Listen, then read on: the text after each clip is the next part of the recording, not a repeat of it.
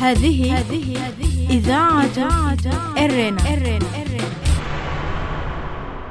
المستمعات الكريمات والمستمعي الكرام، متابعي إذاعة أرنا، يسر إذاعتكم من مقرها في باريس أن تتقدم إليكم في داخل البلاد وفي المهجر بأطيب التهاني والتبريكات بمناسبة حلول السنة الميلادية الجديدة، عادها الله علينا وعليكم باليمن والخير والبركات، وبلادنا تنعم بالخير والاستقرار في ظل حكم ديمقراطي رشيد.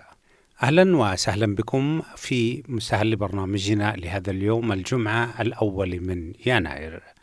كما عودناكم سماعات الكريمات ومستمعي الكرام، نستهل برنامجنا معكم ابتداء بنشرة للأخبار، ثم نقدم لكم حلقة جديدة من برنامجكم الأسبوعي تعليق على الحدث، ونخصص الجزء الأول من حلقة اليوم لتناول القرار الذي أصدرته وزارة الصحة الإريترية بمد الحظر في إريتريا لمكافحة وباء كورونا. أما في الجزء الثاني فنقدم لكم تقريرا اقتصاديا يتناول أهم المعالم الاقتصادية للعام الجديد. قبل ذلك مستمعاتي ومستمعي الكرام، أقدم لكم نشرة للأخبار فيما يلي أبرز عناوينها. السلطات الإثيوبية تعد بتوزيع مساعدات غذائية في معسكرات اللاجئين الإريتريين في تيغراي. ارتفاع حالات الإصابة بفيروس كورونا في القارة الأفريقية. الموت يغيب المخرج السوري الكبير حاتم علي. كانت مستمعات الكريمات ومستمعي الكرام تلكم عناوين النشرة، وإليكم تفاصيلها من إذاعة أرنا. إذاعة إرنا، صوت مستقل لإريتريا.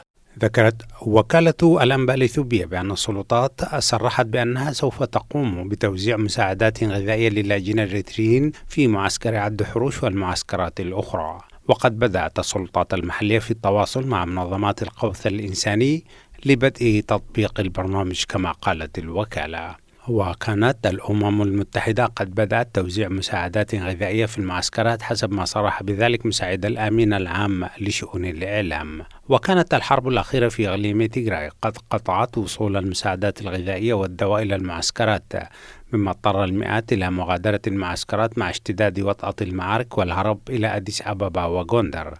ولكن الشرطة الإثيوبية قامت بحملات اعتقالات واسعة في أوساط الهاربين من المعسكرات، وأعادتهم بشحنات عسكرية إلى المعسكرات في تيغراي، وطلبت من الموجودين فيها عدم مغادرتها تحت أي ظرف كان.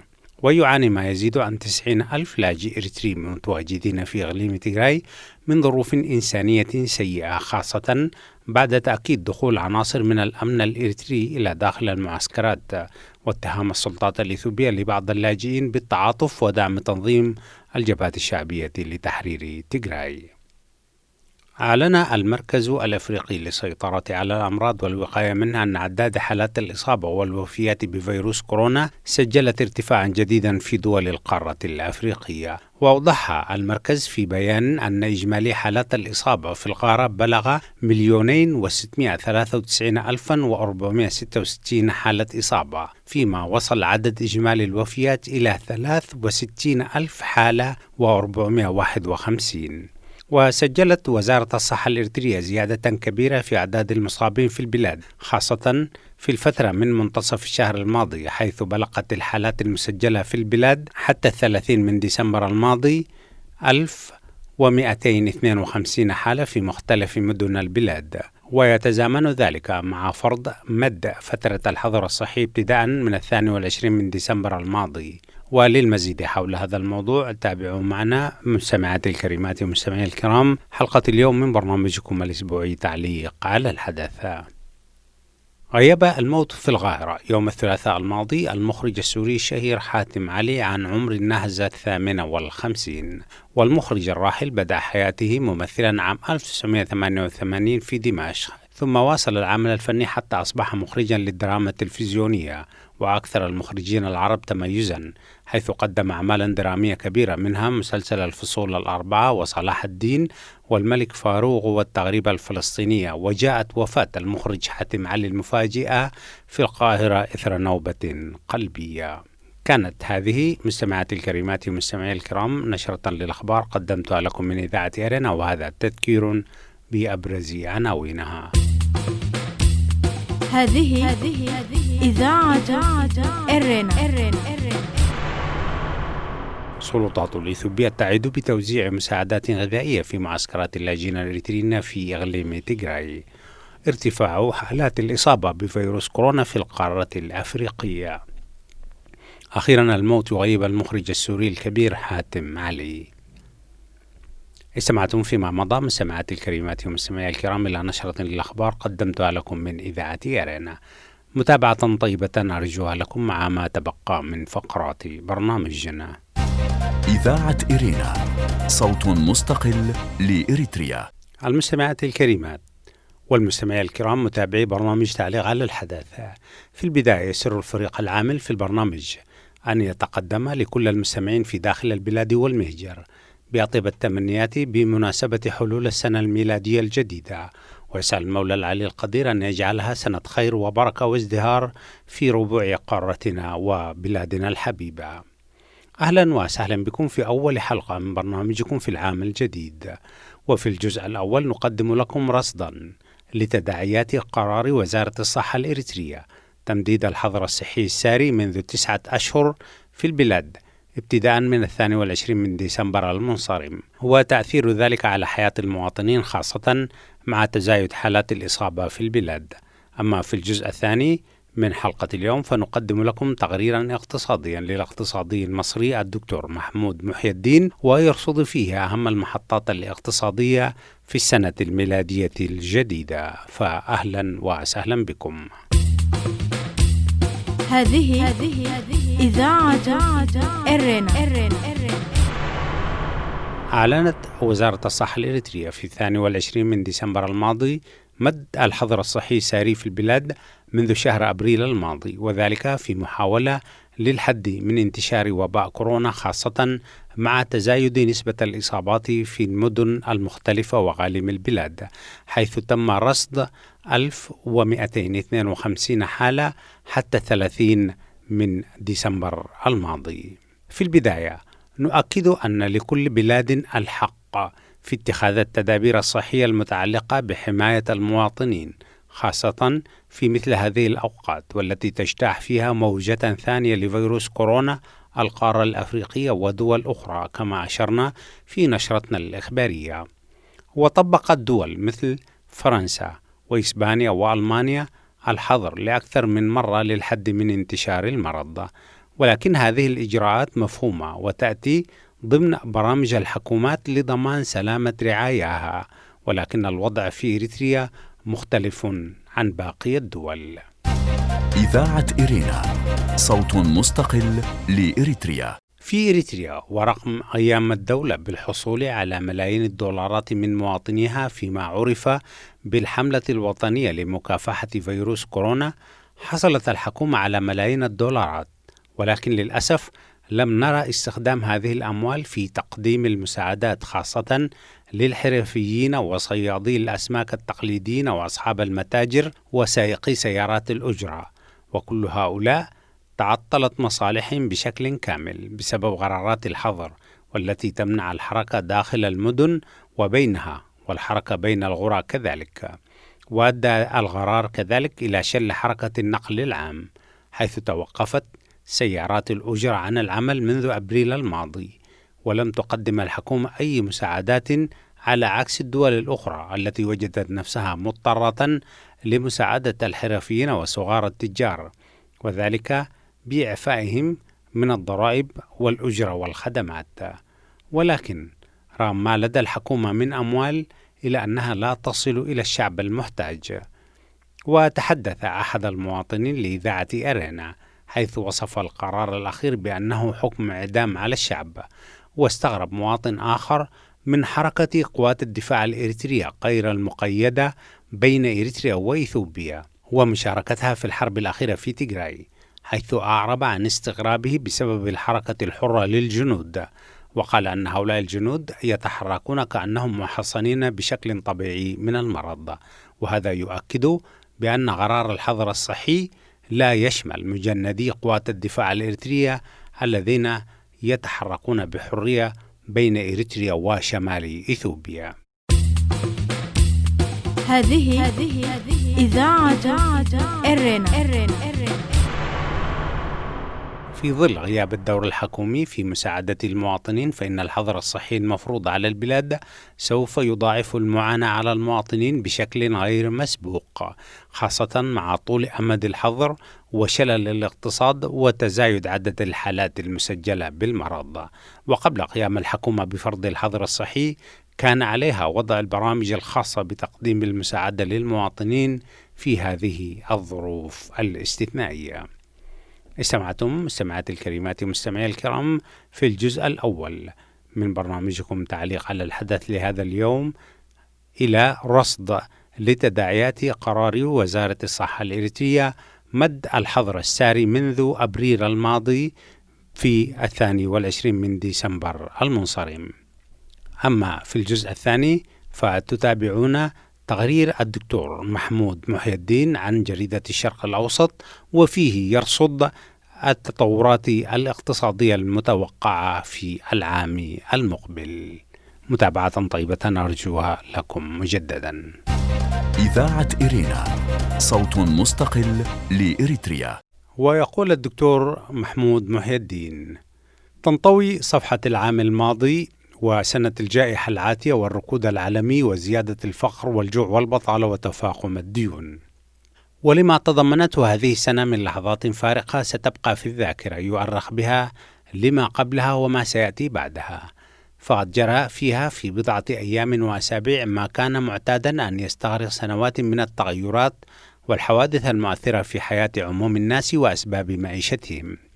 وقد جاءت أزمات هذه السنة بتيارات كاشفة ومعجلة ومنشئة، ففي تياراتها الكاشفة ما أظهر قدرات المجتمعات ونظمها واقتصاديتها على التعامل مع الصدمات واحتوائها، فارتبكت دول غنية في تعاملها مع الوباء، وقد كان ينظر لها على أنها من ذات البأس الاقتصادي والقدرة المؤسسية، في حين صمدت دول أخرى بعدها أقل دخلا وثراء، لكنها كانت أكثر تنظيما والتزاما وحظا أيضا.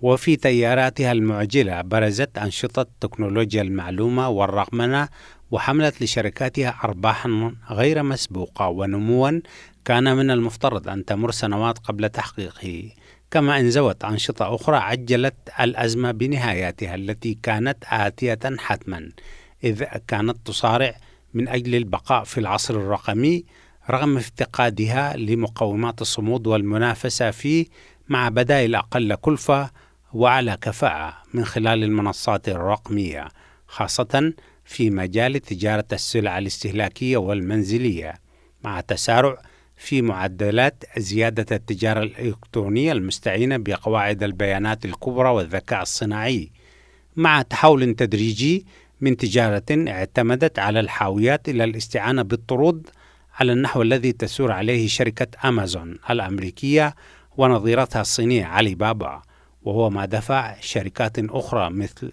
وول مارت عملاق تجارة التجزئة والتي بلغت إيراداتها العام الماضي $500 بليون للدخول بقوة في مضمار التجارة عبر الإنترنت بعد عهود من النمو تقليديا من خلال فروعها المنتشرة في أمريكا وحول العالم. ينبغي بطبيعة الحال التفرقة بين أنشطة تتعرض لمشكلات سيولة عارضة بسبب الأزمة وأخرى تعترضها أزمات هيكلية معوقة لاستمرارها. أما وأن الأزمات التي شهدها عام 2020 منشئة أوضاعا جديدة، فهو ما ستسفر عنه الأشهر المقبلة من العام الجديد، ومن ملامحها المبكرة ما يجعلنا متطلعين إليها باستبشار لا يغفل ضرورة التحوط والحذر في عالم شديد التغير. وجدير بنا النظر إلى المستجدات الخمسة التالية وتطوراتها ونحن نتحسس الخطى في العام الجديد. هذه إذاعة إرنا. ويواصل الدكتور محمود محي الدين القول: نشر اللقاح وعوارضه الجانبية.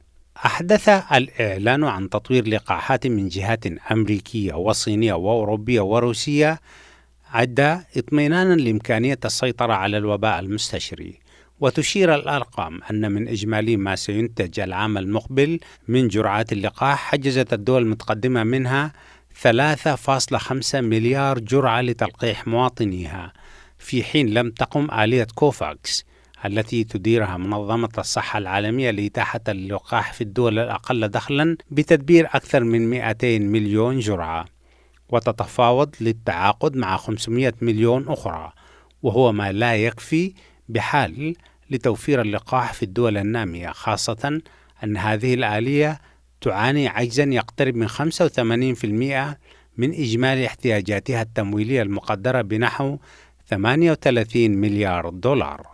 وفضلا عن مشكلة التمويل، فهناك مخاوف تتعلق بتسييس اللقاحات بما يحد من سهولة انتقالها عبر الحدود. وفي تحقيق أجرته صحيفة نيويورك تايمز، تتوقع أن لا يصل اللقاح لمواطني الدول النامية كافة قبل عام 2024، وهذا ما يقصد به هنا الآثار الجانبية للقاح فيما يتجاوز الأبعاد الطبية على متلقيه، حيث سيتسبب هذا التفاوت في مدى إتاحة اللقاح إلى مزيد من عدم العدالة في توزيع الفرص والدخول حول العالم بتأثيرات سلبية على قطاعات الإنتاج والنمو والتشغيل، وقيود متباينة على حركة السفر والسياحة وانتقال العمالة بين الدول. إذاعة إرينا، صوت مستقل لإريتريا. وحول إعادة تشكيل معالم العولمة، يقول الدكتور محمود محي الدين: لن تندثر العولمة الاقتصادية بسبب صدمة كورونا وتعطيلها خطوط الإمداد، لكنها ستعيد النظر في مساراتها. فالعولمة بمكوناتها الأساسية المتمثلة في حركة التجارة ورؤوس الأموال والعمالة وتبادل المعارف والتكنولوجيا سوف تستمر، ولكن بمزيد من الاعتبار لدور متنامي للأقاليم الجغرافية الاقتصادية.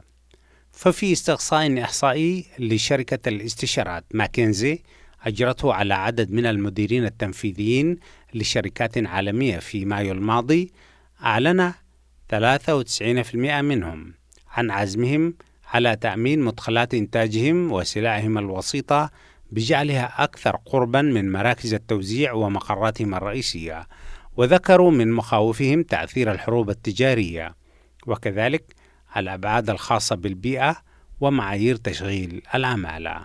وقد شهد العالم من قبل نزوعا لترتيبات إقليمية كل ما تعثرت العولمة، وقد نرى أمثلة لهذه التوجهات الإقليمية للاتحاد الأوروبي بعد البريكزيت.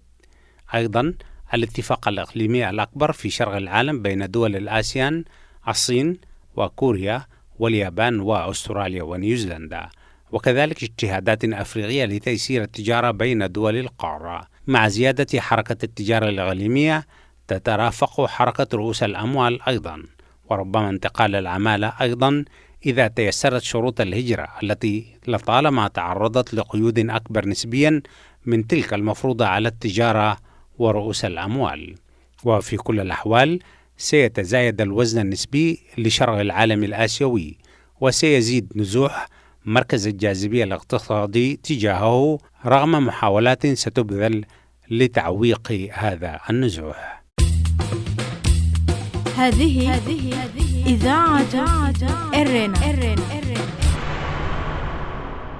ويواصل الدكتور محمود محي الدين في مقاله الذي نشر في جريدة الشرق الأوسط في تقييمه للتغيرات الاقتصادية المقبلة القول: تعاف غير متوازن للاقتصاد العالمي. بعدما انكمش الاقتصاد العالمي بنحو 4.4% جراء الجائحة وما صاحبها من مربكات للأنشطة الإنتاجية، فمع السيطرة على الوباء ونتيجة لضخ حزم التمويل المساندة سيعود الاقتصاد العالمي لنمو في حدود 5% في المتوسط، ولكن هذا النمو سيكون أكبر في الصين والهند بمعدلات تقترب من 8%، ونصف هذا الرقم في الولايات المتحدة وأوروبا، وفي حدود 3% في الدول العربية والأفريقية. وسيتباين أداء القطاعات الاقتصادية التي سيتأخر بعضها في معاودة نشاطه لحساسية الأبعاد الصحية والتخوف من العدوى. إذاعة إرينا، صوت مستقل لإريتريا. لازلتم مستمعات الكريمات ومستمعي الكرام تستمعون إلى التقرير الاقتصادي الذي كتبه الدكتور محمود محي الدين لجريدة الشرق الأوسط، وفيه يرصد أهم التغيرات الاقتصادية في العام المقبل. استثمارات ذكية مستدامة. تراجعت الانبعاثات الضارة بالبيئة والمناخ بنحو 7%، ولكن كأثر جانبي لتعطل جزئي في النشاط الاقتصادي وحركة النقل والسفر.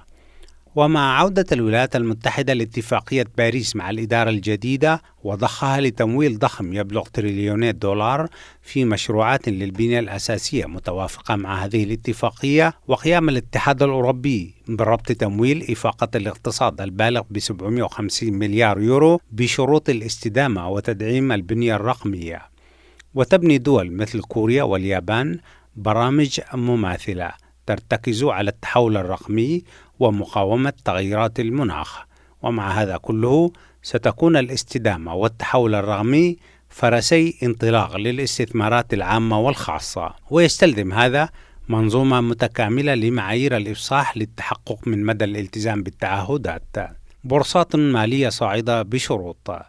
ويضيف الدكتور محمود محي الدين أنه من المتوقع أن تستمر أسعار الفائدة على العملات الرئيسية في مستوياتها المنخفضة لفترة لتعين التعافي الاقتصادي من حالة الركود الراهنة، بما سيؤثر إيجابا على البورصات العالمية، والتي ستستمر في الاستفادة من حزم التمويل الممنوحة للشركات والأفراد من الموازنات العامة. كما سيقبل المستثمرون على أسهم الأنشطة المستفيدة من الأزمة كشركات التقنية واللقاحات وغيرها، ولكن ينبغي التحوط ضد مخاطر مؤثرة على الأسواق العالمية كالتوترات الجيوسياسية وما يعرف بالأمن السيبراني وتأثيره على شبكة المعلومات، وكذلك تأثير تقلب أسعار السلع الأولية وأوضاع الديون خاصة في الدول النامية والأسواق الناشئة. وفي كل الأحوال مع الإقبال على عام جديد يحسن بنا التفاؤل فيما فيه الخير والاستعداد الدائم لعالم جديد شديد التغيير. أما عن التوقعات ومساراتها وما يتحقق منها، فكما قال نيلز بور عالم الفيزياء الدنماركي الحائز على جائزة نوبل أن التوقع أمر غاية في الصعوبة، خاصة عندما يتعلق الأمر بالمستقبل. إذاعة إرينا، صوت مستقل لإريتريا. كان هذا مستمعات الكريمات ومستمعي الكرام تقرير اقتصادي للدكتور محمود محي الدين قدمه لجريدة الشرق الأوسط، وفيه رصد أهم المتغيرات التي يمكن أن تحدث في الاقتصاد العالمي في العام المقبل. وبهذا القدر مستمعات الكريمات ومستمعي الكرام من برنامجكم الأسبوعي تعليق على الحدث نكون وإياكم قد وصلنا إلى نهاية فقرات برنامجنا. وقبل الختام أقدم لكم موجزا سريعا لأهم ما ورد في صدر نشرتنا الإخبارية لهذا اليوم. السلطات الإثيوبية تعد بتوزيع مساعدات غذائية في معسكرات اللاجئين الإريتريين في إقليم تيغراي. ذكرت وكالة الأنباء الإثيوبية بأن السلطات صرحت بأنها سوف تقوم بتوزيع مساعدات غذائية للاجئين الإريتريين في معسكر عد حروش، وقد بدأت السلطات المحلية في التواصل مع منظمات الغوث الإنساني لبدء تطبيق البرنامج. وكانت الأمم المتحدة قد بدأت توزيع مساعدات غذائية في المعسكرات حسب ما صرح بذلك مساعد الأمين العام لشؤون الإعلام. ارتفاع حالات الإصابة بفيروس كورونا في القارة الأفريقية. أعلن المركز الأفريقي للسيطرة على الأمراض والوقاية منها أن أعداد حالات الإصابة والوفيات بفيروس كورونا سجلت ارتفاعا جديدا في دول القارة الأفريقية. أوضح المركز في بيان أن إجمالي حالات الإصابة بلغ 2,693,466 إصابة، فيما وصل إجمالي عدد الوفيات 63,451. الموت يغيب المخرج السوري الكبير حاتم علي. غيب الموت في القاهرة يوم الثلاثاء الماضي المخرج السوري الشهير حاتم علي عن عمر النهزة 58، والمخرج الراحل بدأ حياته ممثلا عام 1988، ثم واصل العمل الفني حتى أصبح مخرجا للدراما التلفزيونية وأكثر المخرجين تميزا، حيث قدم أعمالا درامية كبيرة منها مسلسل الفصول 4 وصلاح الدين الأيوبي والملك فاروق والتغريبة الفلسطينية. وجاءت وفاة المخرجة المفاجئة إثر نوبة قلبية. بهذا الموجز مستمعاتي الكريمات ومستمعي الكرام، لنشرتنا الإخبارية لهذا اليوم نكون وإياكم قد وصلنا إلى نهاية فقرات برنامجنا. قبل الختام أذكركم دوما بأنكم يمكنكم الكتابة إلينا والتواصل معنا على البريد الإلكتروني arabicerena@gmail.com. حتى الملتقى بكم مجددا مستمعاتي الكريمات ومستمعي الكرام في برامج أخرى لإذاعة إرنا. لكم تحياتي محدثكم فتحي عثمان، وتقبلوا كذلك تحيات زملائي في الاستوديوهات الرئيسية للإذاعة في باريس، ودمتم في رعاية الله وحفظه وأمانه. هذه إذاعة إرنا.